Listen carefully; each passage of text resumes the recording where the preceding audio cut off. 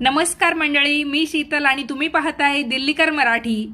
25 जुलै 2025 वार शुक्रवार या दिवसापासून पवित्र अशा श्रावण महिन्याला सुरुवात होत आहे।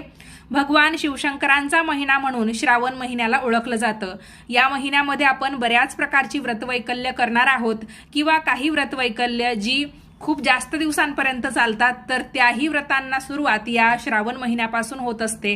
जसं की 16 सोमवारचं व्रत असेल, पशुपतीनाथांचं व्रत असेल किंवा आपल्याला नवनाथांचं पारायण करायचं असेल, वैभवलक्ष्मीचं व्रत करायचं असेल, अशा अनेक प्रकारच्या व्रतवैकल्यांना तुम्ही या महिन्यामध्ये सुरू करू शकता। बघा, या महिन्यामध्ये एक महत्त्वाची गोष्ट आपल्याला करायची आहे, ती पण श्रावणाच्या अगदी पहिल्याच दिवशी। ती म्हणजे हा जो नागनरसोबा आहे किंवा याला ज्योतीचा कागद असंही म्हटलं जातं, तर मग हा कागद तुम्हाला आणायचा आहे।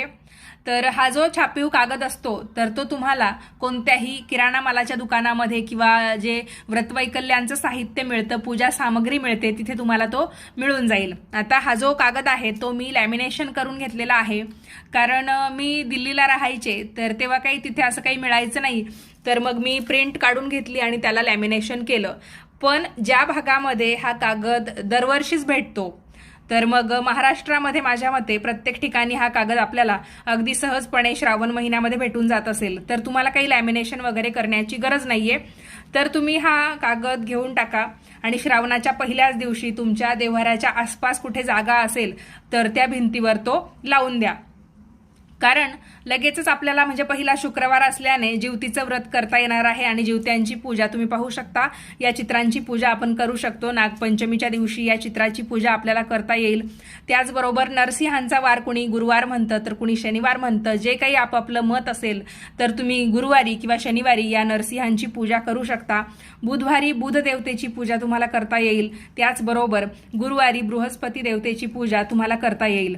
पोळा येईपर्यंत हा कागद आपल्याला आपल्या देवघराच्या आसपास जिथे आपण तो चिकटवलेला असेल तिथे तसाच ठेवायचा आहे। आणि ज्या वेळेस जो काही सणवार या चित्रांच्या संबंधित असेल तर आपण त्या देवी देवतांची पूजा करायची, नैवेद्य दाखवायचा आणि पोळ्याच्या दिवशी संध्याकाळपर्यंत हा कागद आपण काढून घ्यायचा। आपल्या घरातील लहान मुलांच्या नजरेस आपण तो पडू द्यायचा नसतो। नंतर आपण तो कागद झाडाच्या कुंडीमध्ये पुरून देऊ शकतो, म्हणजे त्याचं विसर्जन करू शकतो, कारण निसर्गापासूनच आपल्याला कागद मिळतो, म्हणजे झाडांपासूनच कागदाची निर्मिती होते आणि जे काही आपल्याला निसर्गापासून मिळतं, निसर्ग ते स्वीकारायला कधी पण तयार असतो। त्यामुळे मग अशा पद्धतीने तुम्हाला या कागदाचं विसर्जन करता येईल। जे कोणी महाराष्ट्राच्या बाहेर राहतात किंवा देशाबाहेर राहतात पण महाराष्ट्रातले आहेत, त्यांना दरवर्षी कागद घेणं शक्य होत नसेल तर प्रिंट काढा, लॅमिनेशन करून ठेवा आणि जेव्हा पूजा अर्चा आटोपतील तेव्हा कायमस्वरूपी सांभाळून ठेवा।